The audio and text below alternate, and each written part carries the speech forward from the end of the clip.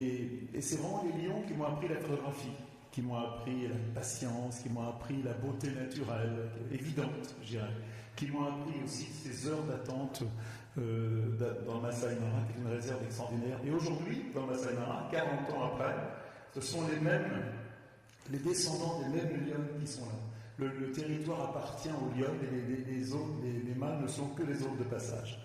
Pour moi, je faisais en photo, ma femme écrivait, ce qui m'arrangeait parce que je suis assez nul en orthographe, encore aujourd'hui. Et voilà, on a passé 3 ans extraordinaires. Souvent, je dis, ça c'est entre nous, c'est un moment où j'étais heureux. J'ai passé 3 ans incroyables et je ne savais pas que j'étais heureux. Et ce qui est important, je crois, dans le sens du bonheur, c'est de savoir quand on est heureux, de savoir que c'est un moment important. Et souvent, on vit des moments formidables et on ne sait pas quand on est heureux. Et je me dis, avec le recul, j'aurais dû plus en profiter de ces moments, 3 ans incroyables en Afrique. Alors la migration des gnous, je passe les détails, mais c'est un truc incroyable dans le Masai Mara. Chaque année, vous avez 2 millions de gnous qui traversent la rivière. Et à ce moment-là, les lions qui normalement ne chassent jamais, c'est toujours les lions qui chassent, se mettent à tuer une espèce de folie cinégétique. C'est pour ça que les lions, le territoire appartient aux lions, et les lions s'installent dans les groupes. Hein. Souvent, ils tuent les lionceaux pour que les lions redeviennent en chaleur. C'est la lionne qu'on appelait Maléfice, elle portait mal son nom, c'était une lionne absolument incroyablement, elle prenait en charge les petits dont les mères avaient été blessées ou mortes. C'était une femme incroyable, comme souvent les femmes, on parlera du film sur les femmes tout à l'heure. Pour reconnaître les lions, on compte les poils de moustache. Avec des jumelles, on comptait les poils de moustache. Alors ça, c'est une photo très connue que j'ai faite d'un petit lion qui mord le cul de son père. Et j'avais une centaine de lions en fiche, mais cette photo, je l'ai vue qu'en rentrant en France, parce que je restais là-bas 11 mois par an. Bien sûr, on ne développait pas les films sur place, je développais en France. Donc j'arrivais au mois de mai, et je développais tous mes films que j'avais fait toute l'année. Donc j'étais très angoissé. Cette photo, je ne l'avais pas vue. Et c'est devenu une photo très symbolique de mon travail. Aujourd'hui, les lions, bien sûr, sont en danger, comme tous les animaux, les gros animaux sauvages dans le monde. On estime qu'ils étaient environ 45 000 à mon époque. Aujourd'hui, ils seraient 10 000, voilà, en lions sauvages. Alors, pour gagner ma vie, je suis pilote de montgolfière. Et tous les matins, j'emmène les gens en ballon. Et là, je découvre la photographie aérienne. C'est à ce moment-là que je deviens photographe véritablement aérien. C'est vrai que quand vous travaillez, faites une étude scientifique, les territoires, c'est très très important. Et donc, je photographie le territoire et je m'aperçois de la force incroyable de la photographie aérienne. Il faut savoir qu'à cette époque-là, on n'avait pas comme aujourd'hui la photo de votre maison sur votre téléphone avec Google. La photographie aérienne est quelque chose de très très très nouveau et que les gens ne connaissaient pas. Mon premier travail, quand je rentre en France, mon Hervé de la Martinière, qui est devenu de mes meilleurs amis, me dit: « Tu ne veux pas faire un livre sur Paris ?» Je dis: « Pourquoi pas ?» Et je fais un livre sur Paris et j'ai adoré survoler Paris aussi bien que survoler le Kenya. Et je ne soutiens pas la thèse, c'est trop compliqué, et en fin de compte, je dis: je deviens photographe. Ma femme, elle, va faire une thèse de lettres, et moi, par contre, je deviens photographe. Petite histoire. Un jour, ma femme, je vous fais bref, a un énorme accident de voiture. Elle est bloquée entre 2 voitures en déchargeant les cadeaux de Noël le soir de Noël. Je ne sais pas, vous imaginez le drame. Elle a failli mourir, elle est à l'hôpital, elle est enceinte, donc elle ne peut pas bouger, elle accouche à l'hôpital. Et moi, j'arrête de travailler, bien sûr, pendant ces 6 mois. Puis un jour, on m'appelle, on me dit: « Yann, est-ce que tu veux aller voir Diane Fossé au Rwanda ?» Je dis: « Bien sûr, je ne peux pas y aller, ma femme est malade. » Et Anne m'entend, elle me dit: « Écoute, vas-y, c'est pas grave. » Et moi, je m'occupais du bébé, je m'occupais du biberon, on avait quelqu'un, mais la nuit, c'est moi qui gérais. Ma femme me dit: « Je vais me débrouiller. » Elle était sur une péniche, elle sort de la péniche et il y avait de la glace, il faisait très froid. Elle glisse et elle tombe. Et comme elle était fracturée de partout, je me baisse pour la ramasser et je me coince le dos, mais vraiment le dos bien coincé, comme ça. Je marchais comme ça. Et je pars à Kigali, au Rwanda, voir Diane Fossé complètement coincée. Et là, j'arrive, on monte dans la montagne. Diane Fossé, c'est une idole pour tous les gens qui s'intéressent un peu aux animaux. Cette femme qui avait étudié les gorilles. Et ce qui est formidable, c'est que les gorilles avaient compris qu'ils n'avaient pas peur, qu'ils n'avaient pas raison d'avoir peur d'elles. Donc les gorilles s'étaient habitués aux hommes. Et donc je passe mes journées près des gorilles. Il n'y avait que moi qui pouvais y aller, parce que je ne voulais pas que les Africains aillent près des gorilles à cause des braconniers. Et je ramassais tous les jours les crottes de tous les gorilles que je voyais pour lui ramener, pour savoir quel groupe j'avais vu et comment allait leur santé. Et c'est un moment incroyable pour un photographe animalier de faire voir des animaux si gros, si importants, qui n'ont pas peur de vous. Je me souviens un jour, il y avait un énorme mâle dominant, il s'était endormi en posant sa tête sur mon pied. Et il s'était mis à ronfler comme ça. Et j'avais pleuré d'émotion. C'est incroyable d'être photographe animalier, courir après les animaux. Il y a un jour, il y a un animal sauvage qui a confiance en vous. Mais j'avais toujours très très mal au dos. Alors on m'avait fait des piqûres, il y avait des sorciers qui étaient venus. Et puis un jour, il y a un petit mâle, mais pas si petit que ça, le voilà, qui me fait une parade d'intimidation démente. Il commence, il casse des branches partout, il tourne autour de moi, il me donne un grand coup dans le dos, il m'envoie à 2 mètres et il me remet ma vertèbre en place. L'histoire est véridique. Là, je deviens photographe, et en 80, je suis toujours photographe, je tourne autour du monde, faisant des sujets surtout sur les gens et les animaux. 92, la première grande conférence de Rio, qui est la première vraie COP importante. Et je me souviens de regarder Le Monde, à ce moment-là, je me dis, pour l'an 2000, je vais faire un grand travail sur le monde, je vais faire un travail sur la Terre vue du ciel. Au départ, c'est surtout pour parler de la beauté du monde. Alors, qu'est-ce que je vais raconter derrière chaque photo? C'est vrai que plus j'ai fait ce voyage, ça a vraiment transformé ma vie, parce que j'ai appris énormément dans ce voyage. Pendant 8 ans, j'ai survolé la Terre, j'ai hypothéqué ma maison pour faire ce travail, que vraiment, j'étais vraiment obsédé par ce boulot.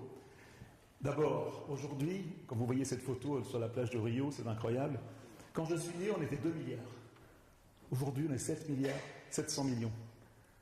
Dans ma vie d'homme, je verrai la population du monde tripler. Ça, c'est une chose qu'il faut prendre en compte.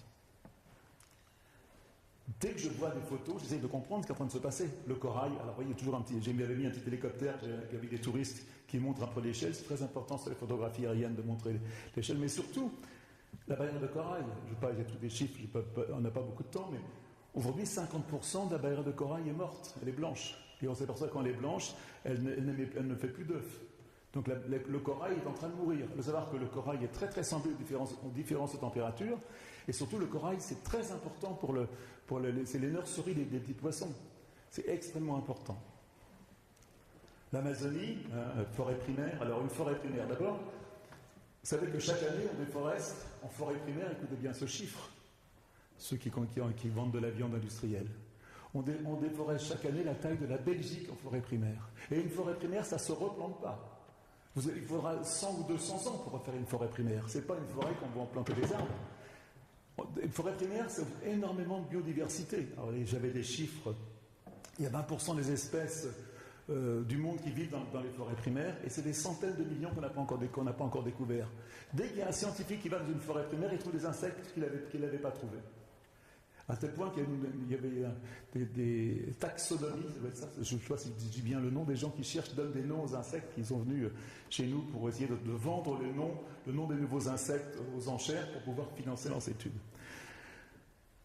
La forêt primaire, c'est très important. On déforeste énormément de forêts primaires pour faire beaucoup d'huile. L'huile de palme, ça c'est à Bornéo. Bornéo, si vous regardez les photos satellites, c'est invraisemblable comme on a supprimé les forêts. Bien sûr, dans mon travail, la recherche du sens, bien sûr, j'ai parlé de surpêche. Aujourd'hui, la population du monde est multipliée par 4, mais la consommation de poissons comme de viande était multipliée par 8, parce qu'on pêche avec des beaucoup plus gros bateaux. Et près de 90% des poissons qu'on consomme sont pêchés par des gros bateaux industriels, ne sont pas pris par des artisans. Bon, je ne vais pas vous embêter avec tous les chiffres.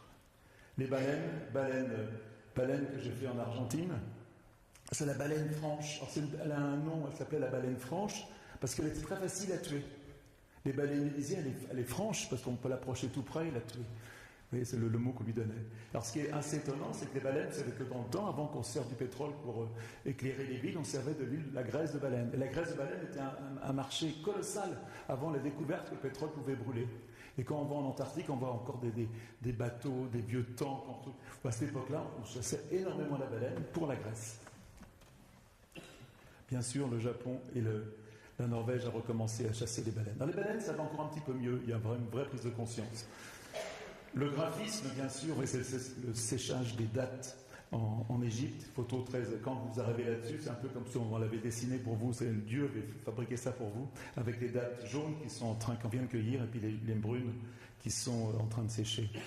Le lac Baïkal, qui est un lac extraordinaire avec une glace énorme. Alors, le lac Baïkal en Russie, c'est 20% de l'eau douce du monde. Un seul lac. C'est un des lacs les plus profonds du monde. C'est absolument extraordinaire. Et comment je travaille? Alors là, toutes ces photos étaient surtout faites en hélicoptère, alors que maintenant on utilise un peu plus de drones. Ça, c'est une photo qu'on descend très très bas. C'est une photo faite en Islande avec l'eau bleue des glaciers, avec le fer, avec la terre. Vous voyez, ça fait des photos extraordinaires, mais on est assez près. La surface de cette photo, c'est peut-être 5 mètres sur 8. Et là, je suis très très haut. Les petits points roses qu'on voit sur la droite, ce sont des flamants roses au lac Magadi, qui est un endroit extraordinaire. Donc, je photographie très très loin ou très près. Une des photos que j'ai faites il y a très très longtemps au Kenya, qui est assez symbolique, c'est toute la marque, la trace des éléphants qui vont à l'ombre de l'arbre. C'est une photo que j'ai faite dans les années 80, il y a très très longtemps. Et celle-là, c'est une photo que je viens de faire au Botswana. Les éléphants, écoutez bien ce chiffre, ils étaient 20 millions au début du siècle, ils sont 350 000 aujourd'hui. Tous les ans, on perd 10% des éléphants. Il y avait un article dans Le Monde il n'y a pas très longtemps qui parlait de la disparition inévitable des éléphants, à cause de l'ivoire, à cause de la viande, puis surtout à cause de la démographie. Bientôt, en Afrique, il y aura 1 milliard d'habitants, et bien sûr, les animaux dérangent les cultures, comme nous, les ours, vous voyez, c'est un animal sauvage qui dérange. Un éléphant est tué toutes les 20 minutes. Si je parle avec vous 3 quarts d'heure, on aura perdu 3 éléphants. Kenya, encore, les Flamands. Le lac Nakuru. Quand j'ai fait cette photo au lac Nakuru, il y avait environ 800 000 Flamands. Aujourd'hui, ils sont 200 000. Non pas à cause de la population ou de la chasse. Quand vous achetez des fleurs l'hiver, les fleurs, elles viennent toujours Kenya, Éthiopie, Chili, elles viennent d'extérieur. Et autour du lac Nakuru, il y a énormément de serres, de fleurs, avec beaucoup de produits, beaucoup d'engrais. Ça a donc enlevé la salinité du lac, et donc les flamants roses viennent beaucoup moins, tout simplement. Bien sûr, quand vous faites de la photographie aérienne, vous vous intéressez aux villes. Ça, c'est Ulaanbaatar, qui est une des plus grandes villes du monde qui a grandi le plus vite. Il y a 3 millions de personnes qui rejoignent les villes toutes les semaines. Toutes les semaines. Pourquoi ? Parce que les gens les plus pauvres du monde sont des paysans. Ce qu'on appelle les agriculteurs de subsistance, qui vendent rien, qui veulent rejoindre la ville, parce que la ville, bien sûr, ça attire, c'est le modernisme, c'est l'éducation. Voilà. Et j'ai beaucoup photographié les villes. Moi, dans mon travail, je photographie aussi bien les villes que j'ai photographié la nature, parce que pour moi, les villes, c'est un peu comme une fourmilière dans la forêt. Ça, c'est un des plus grands bidonvilles du monde, à Guayaquil. La définition d'un bidonville, c'est quoi ? On dit qu'il y a environ 1 milliard de gens qui vivent dans un bidonville. Un bidonville, c'est l'endroit où vous n'avez pas d'acte de propriété, vous n'avez pas d'assainissement, et souvent, vous n'avez pas d'électricité. C'est la définition d'une bidonville pour les Nations Unies. Près d'1 milliard de gens vivent dans des bidonvilles. Le graphisme, encore... aux États-Unis, dans des cimetières militaires. Mais cette photo, si vous voulez, elle me dérange énormément, parce que d'abord, ce sont des engins de guerre. C'est les avions qui bombardaient le Vietnam. Imaginez que les Américains ont envoyé 3 fois plus de bombes sur le Vietnam que les Alliés pendant la guerre en Allemagne. Vous imaginez ce que les Vietnamiens ont supporté sur un petit territoire. Et souvent, je me dis que le budget militaire, c'est 1676 milliards par an. Vous imaginez ce qu'on pourrait faire avec ce chiffre ? Et une chose qui me sidère toujours, c'est que mon pays, qui est le pays des droits de l'homme, ça c'est Sanaa au Yémen. J'étais le dernier, il n'y a pas très longtemps aux Nations Unies, il y avait un rendez-vous Conseil de sécurité pour parler du Yémen. En même temps, ce qui bombarde le Yémen aujourd'hui, c'est des avions français, avec des canons français. Alors on est le pays des droits de l'homme, et en même temps, on est le 3e vendeur d'armes au monde. Et dans ce speech, je vais beaucoup vous parler de cette contradiction permanente dans nos vies au quotidien. Ça, c'est quelque chose qu'il faut prendre en compte. Comment est-ce qu'on peut être le pays des droits de l'homme, le pays de la paix, et le 3e vendeur d'armes au monde ? Et il y a un livre formidable qui vient de sortir sur mon pays vendeur d'armes, et elle a fait une enquête, et c'est très difficile de rentrer dans une usine, de parler. Les gens ne veulent pas en parler. On comprend pourquoi. Damas, juste avant la révolution, en Syrie, vous voyez tous les satellites sur le toit, et là, c'est ça la révolution notre révolution de la grande... Vous savez, quand j'étais gosse, on parlait, l'an 2000, les voitures qui voleraient dans les rues, c'est pas du tout ça. En fin de compte, les voitures, il y en a trop, Paris est bloqué, pollué, c'est ça aussi le progrès. Mais le progrès, c'est la communication. Aujourd'hui, vous pouvez téléphoner avec votre téléphone portable dans le monde entier. Moi, je m'occupe d'un orphelinat à Brazzaville. Les gosses, ils m'appellent sur WhatsApp ou sur Viber de Brazzaville, comme s'ils étaient à côté de chez moi. Ça, c'est la grande révolution.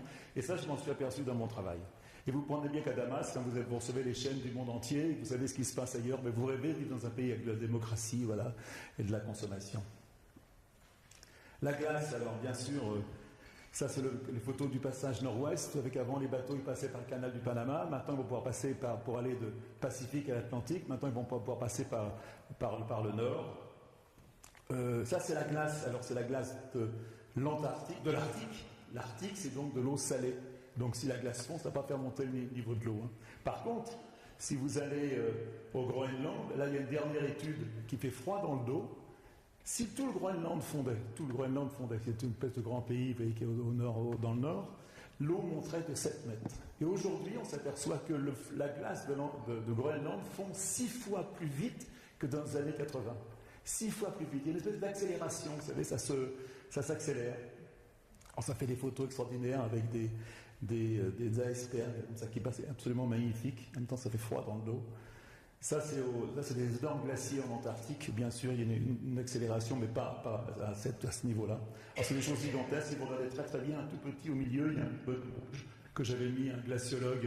Vous voyez, et puis on était parti faire le plein d'essence, c'est qu'on l'avait oublié, il était terrorisé. Kilimandjaro sans glace. Hein, c'est sans commentaire. Alors, le pétrole, les énergies fossiles. Ça, c'est un truc qui me fascine. 10 millions d'euros sont donnés toutes les minutes en subvention pour les énergies fossiles. Les énergies fossiles sont le sang de notre économie. On ne peut pas vivre sans pétrole. C'est absolument, on n'arrive pas à réguler la consommation du pétrole. On consommait 85 millions de barils de pétrole il y a 10 ans, on en consomme 95 millions aujourd'hui.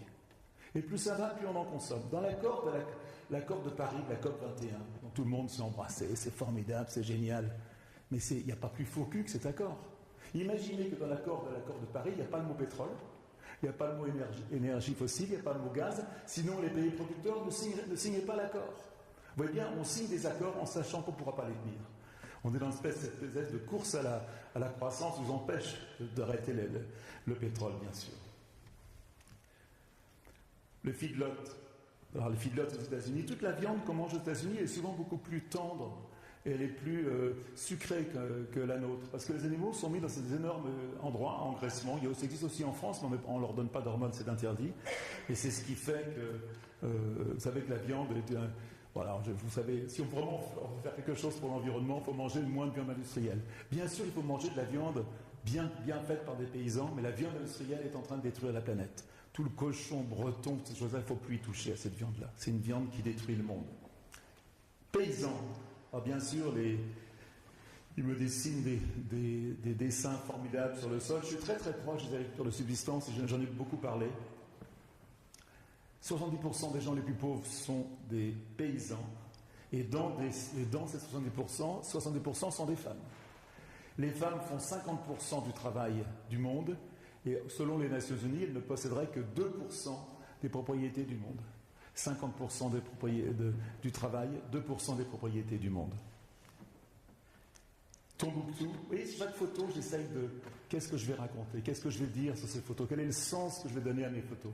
Ça, c'est à Tombouctou, un endroit où j'adorais aller, qui montre bien qu'en plein désert, avec un petit peu d'engrais agricole, avec un petit peu d'eau, on arrive à faire pousser n'importe quoi.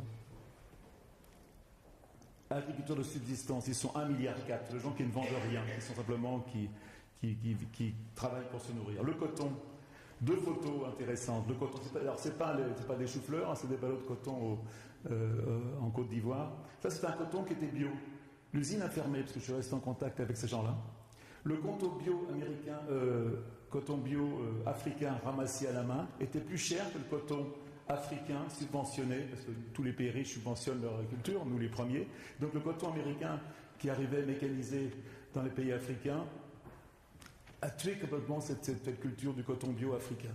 Il faut savoir aussi qu'en Afrique, dès que vous donnez des friches, vous savez, vous allez vider vos placards, vos vêtements, tout ça, ça va en Afrique. Alors en Afrique, maintenant, dans les villages, on trouve des marchés incroyables avec des vêtements qui viennent de partout. Ça a tué aussi complètement l'industrie textile africaine. Un peu la même chose pour le maïs subventionné américain est bien sûr bien moins cher que le maïs ramassé à la main au Kenya. Vous voyez, quand je travaille, ce que je fais, je cherche à donner du sens, d'essayer de comprendre le monde.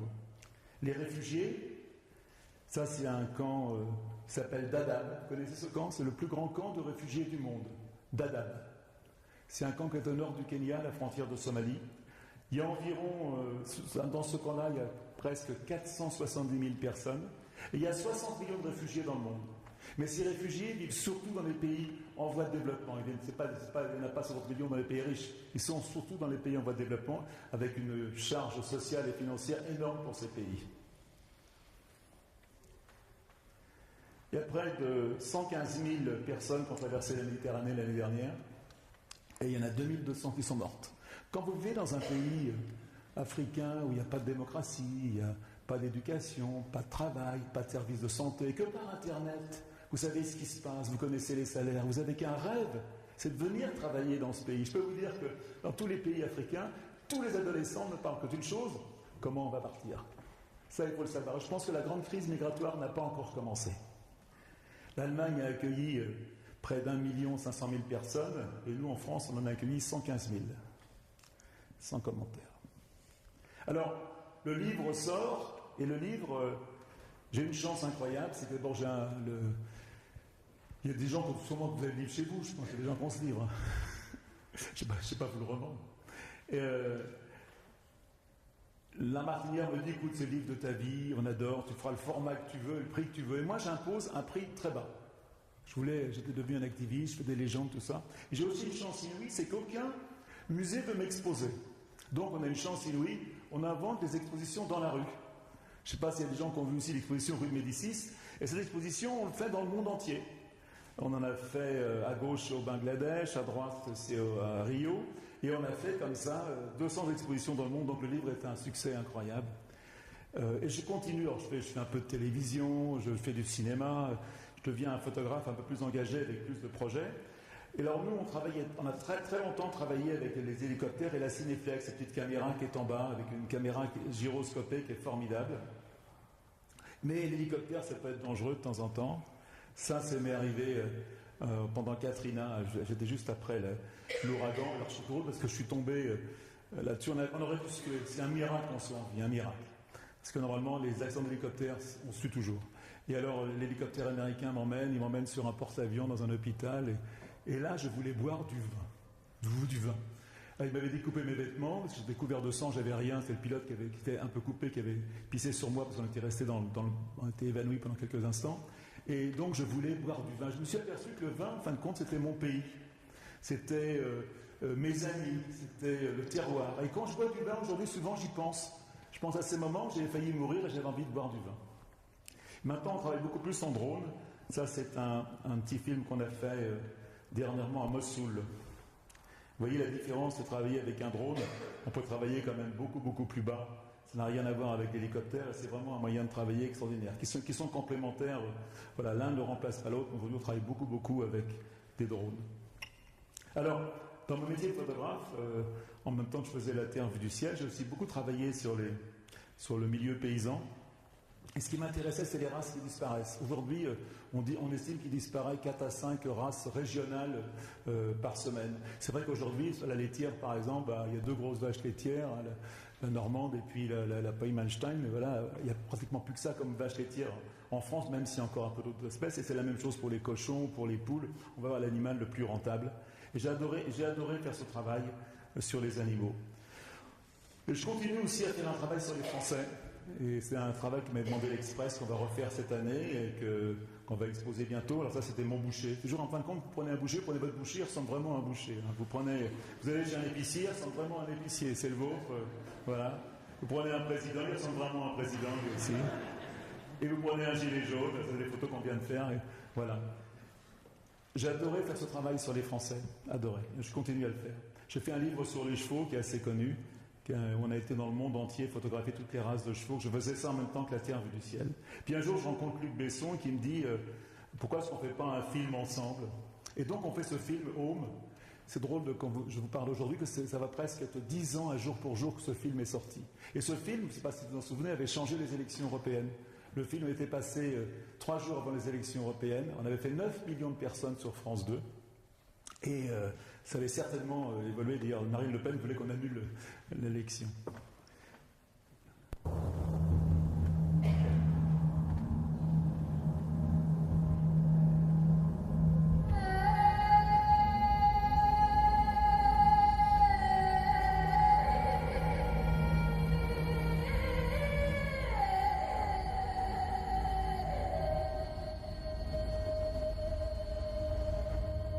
La vie, ce miracle dans l'univers, est arrivé il y a presque 4 milliards d'années.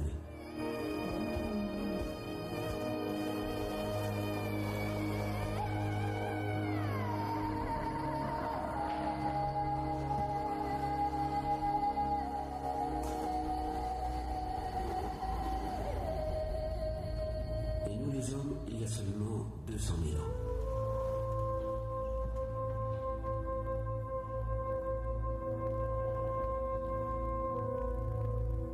Et pourtant, nous avons réussi à bouleverser cet équilibre.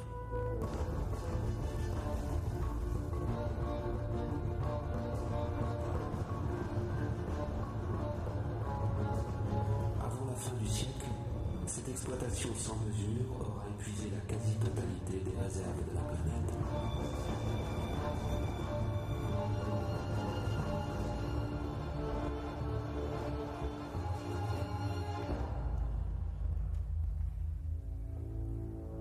Contempler ce qu'il nous reste peut nous aider à accepter ce nouveau défi et nous convaincre.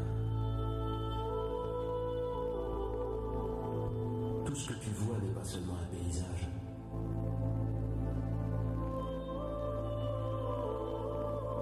C'est le visage aimé de notre terre. Alors ça, c'est un film qui a 10 ans. Aujourd'hui, je suis en train de faire le prochain, qui s'appelle Legacy, qui est un peu, en fin de compte, la suite. Même, j'explique tout ce que notre génération, ma génération, va laisser aux autres. Alors, en expliquant ce qui est en train d'arriver, c'est vrai qu'aujourd'hui, je ne ferai pas le même film, parce que l'espoir que j'avais après Home, et je finissais là-dessus, aujourd'hui, je n'y crois plus. On est incapable de changer, on est incapable d'inverser le truc. Cette course à la croissance dans laquelle on est embarqué, et qui est vraiment un problème de civilisation, tous, on est embarqué là-dessus. On est incapable de changer le système, et en fin de compte, on est en train d'épuiser les ressources de la Terre. On en parlera peut-être plus tout à l'heure. Alors après ça, je vais montrer un tout petit extrait de mon film Human. Il y a des gens qui ont vu le film Human ici? Levez la main. Human. Ah, ça c'est bien. Je suis content d'être venu. Je vous remercie. Agriculteurs de subsistance sont des gens donc qui ne vendent rien. Et un jour, je suis tombé en panne dans un petit village comme celui-là. J'ai parlé avec les gens. Et les gens m'ont raconté leur vie en me regardant droit dans les yeux. Je me suis aperçu que ce que me disaient les gens en me regardant droit dans les yeux avait beaucoup plus d'impact que quand quelqu'un lisait un article. Et ça m'avait tellement touché ces 3 jours que j'avais passé avec eux, que j'avais fait le projet qui s'appelait 6 milliards d'autres, qu'on avait monté au Grand Palais. Puis du coup, on en a fait un film qui s'appelle Human grâce à la fondation Bettencourt. Ce film est gratuit dans le monde entier. Est-ce qu'on peut éteindre la lumière, s'il vous plaît? Merci beaucoup.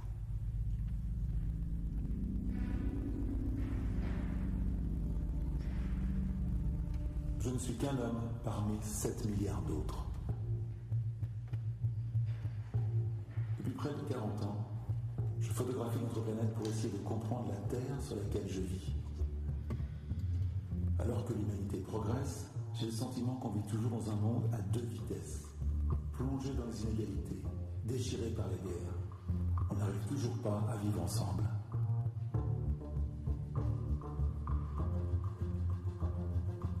Aujourd'hui, naïvement, comme un enfant pourrait le faire, j'ai envie de poser une question. Pourquoi? Pourquoi de génération en génération reproduit-on les mêmes erreurs? Ce n'est pas dans les chiffres et les statistiques que je cherchais une réponse, mais dans l'homme.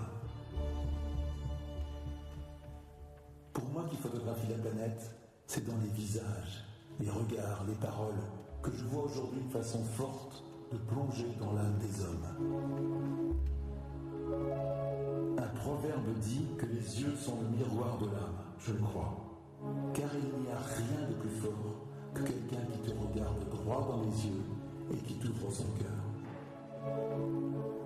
Chaque rencontre te fait avancer, chaque histoire est unique. En me plongeant dans celle des autres, j'avais envie de comprendre. Avons-nous tous la même soif d'amour, de liberté et de reconnaissance? Dans un monde tiraillé entre la tradition et la modernité, nos besoins immuables sont-ils partout les mêmes? Et au fond, qu'est-ce qu'un être humain aujourd'hui? Quel est le sens de sa vie? Nos différences sont-elles si grandes? Ne partage-t-on pas plus de valeurs qu'on ne le croit? Et si oui, pourquoi est-ce toujours si difficile de se comprendre?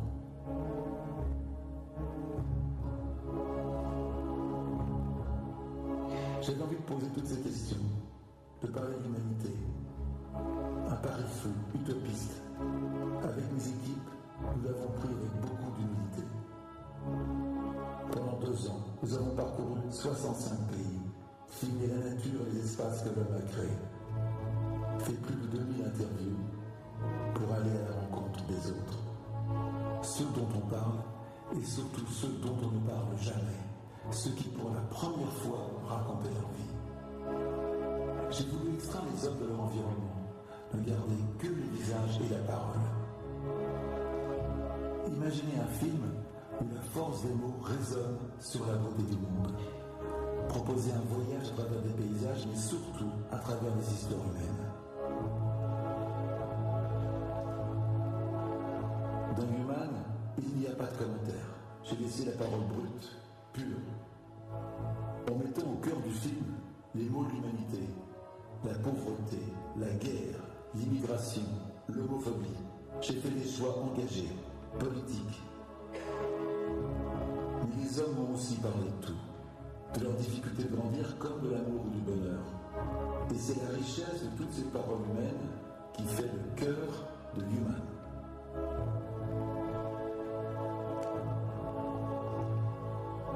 Alors, si vous n'avez pas vu Human, c'est gratuit sur YouTube. Au départ, le film faisait 8 heures. Le cinéma est de 3h20. Il y en a une version internet qui dure 4h30. 3 versions. Je vous conseille de le regarder. Je ne vais pas vous en passer beaucoup, parce que ça n'a pas beaucoup de temps, mais je vais passer quand même. Ça, c'est le président d'Uruguay. Montez un peu le son, s'il vous plaît. Esto lo pensamos mucho, pasamos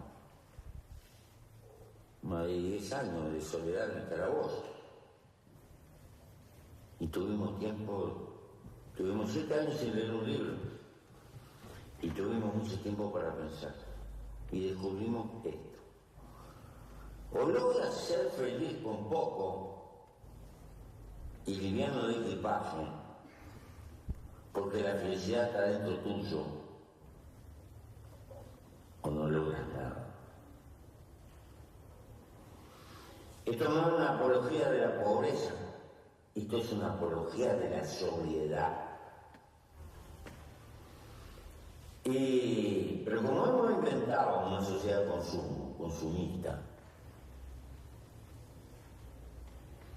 y la economía tiene que crecer, porque si no crece es una tragedia. Inventamos una montaña de consumo superfluo y hay que tirar y vivir comprando y tirando. Y lo que estamos gastando es tiempo de vida. Porque cuando yo compro algo, o tú, no lo compras con plata.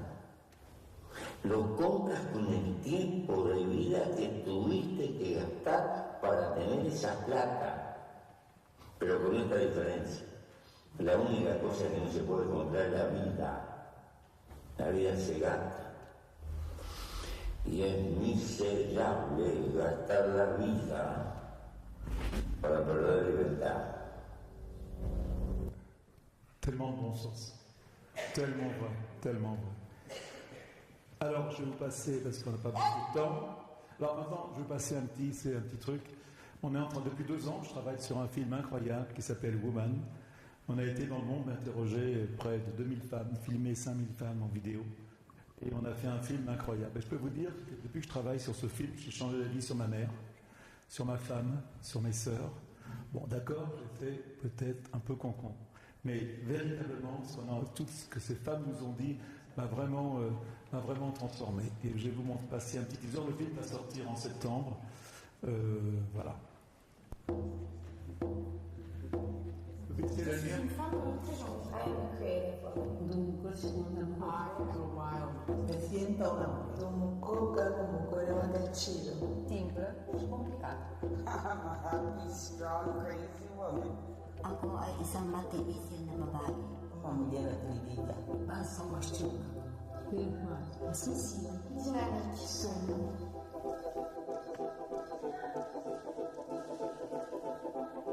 trebui o zi întreagă ca să vă spun jumătate din calitățile pe care le am.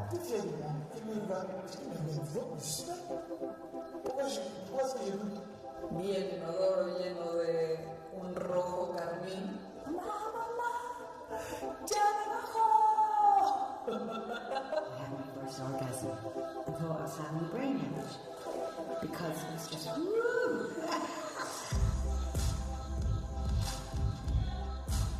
So the first time it hurt me, there was a little beam that was in there, and I was like, wow. And that was it's really real. There's somebody there. On faisait pause, on faisait respire, j'avais le contrôle. Si estaba que estaba lá, não mais espaço. Não sai, esqueci.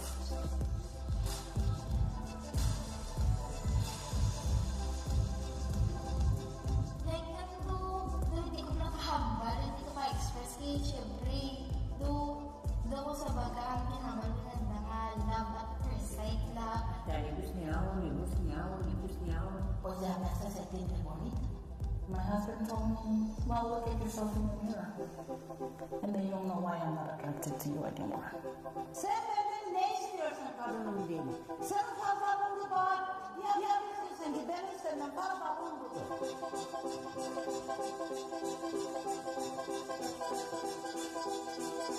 It didn't take me long to realize that I would die in this relationship. If I can leave, I would die. The breaks in that time. It's just there, in front of an audience. So, I'm a survivor of sexual violence in Finland.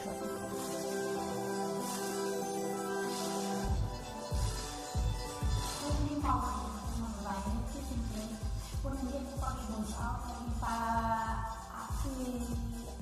pakita ang aking kapasidad. The women have opened their eyes. The women really fight for their rights.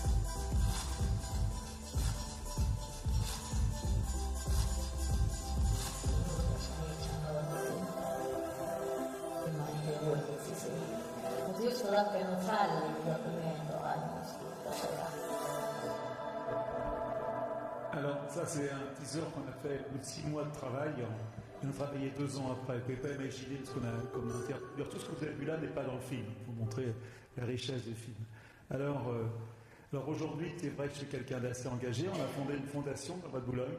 Fondation Coup de Planète. Quelqu'un Coup de Planète. Ah, c'est bien, s'il vous plaît. Oui, c'est comme ça. Bon. C'est un endroit formidable. Avec des vidéos, école de cuisine. On fait énormément de choses avec une expo de photos. Avec, on reçoit les enfants par les abeilles. On parle aussi bien, on va parler des abeilles, aussi bien des réfugiés. On a un énorme salon de musique avec 1000 instruments de musique que m'a prêté Armand Amar. Avec beaucoup. L'endroit est gratuit. Vous verrez tous. Ce week-end, dimanche, je ferai la même présentation, donc il ne faut pas venir dimanche, je ferai la même chose, vous verrez autre chose, il y a beaucoup de vidéos. Mohamed Younous est venu, on a un endroit où on fait des concerts, et à Stade, on a ouvert une école de cuisine. C'est formidable, parce qu'à travers la nourriture, on peut faire dire beaucoup de choses, et on est ravis d'avoir ouvert ça. Et alors cette année, on va aussi faire à la Fondation, on fait, vous savez, les ODD, Objectifs de Développement Durable des Nations Unies, on va envoyer dans toutes les écoles de France des posters, 17 posters, sur ces 17 objectifs que la France a signés. On est en train de faire un livre qui va montrer comment les animaux aussi, comment ça capte mal. Bon, je recommence depuis le début. Et on fait un livre qui explique comment les animaux font du développement durable. La nature fait du développement durable depuis très longtemps. Voilà. Comment ils arrivent à vivre ensemble. Voilà, et c'est vraiment un livre formidable, expliquer le développement durable à travers les animaux. La Fondation, on est vraiment le premier au monde, je pense, à faire de la compensation carbone solidaire en Afrique. On a des énormes projets. Par exemple, cette madame s'appelle Aka Badi, et on lui a fabriqué un four de réservoir de biogaz, vous voyez, avec de la merde d'animaux, des déchets agricoles, on arrive à faire du méthane. Ça marche très bien. On en a fait déjà 3000, on est en train d'en construire 25 000. C'est vrai que l'énergie, c'est absolument... Je voulais aussi parler de la contradiction dans le monde dans lequel on vit aujourd'hui. Ça, c'est l'Allemagne, on cite encore toujours comme le pays des énergies renouvelables, mais c'est quand même un des premiers pays consommateurs de charbon au monde. Ça, c'est la lignite, qui est un charbon, extrêmement polluant. On parle toujours d'Oslo, la Norvège, comme les pays nordiques extraordinaires, où il y a 50% des voitures électriques à Oslo, et en même temps, la Norvège est le plus gros producteur du monde de pétrole. Oui, c'est une contradiction en permanence. Je parlais tout à l'heure des droits de l'homme avec les marchands d'armes. On vit dans cette contradiction. Moi, je suis écolo et pourtant, je prends l'avion. C'est absolument... c'est pas bien. Aujourd'hui, il faudrait vraiment économiser. J'essaie de ne plus prendre l'avion pour aller en France, par exemple, que vraiment l'avion consomme énormément de CO2. Mon arrière-grand-père, il était éditeur. Il faisait un peu la même chose que moi. En fin de compte, il expliquait le monde. Alors, j'ai fait vite. Excusez-moi. Et donc, il faisait des livres extraordinaires. Il expliquait le monde à travers 1830 à 1870. Ces livres magnifiques qu'on est en train de rééditer pour nous, pour la famille, vraiment magnifiques. Et je me dis, mais est-ce que les lions que j'ai étudiés, mes petits-enfants pourront les voir? Certainement qu'ils ne pourront pas voir les lions comme moi je les ai vus.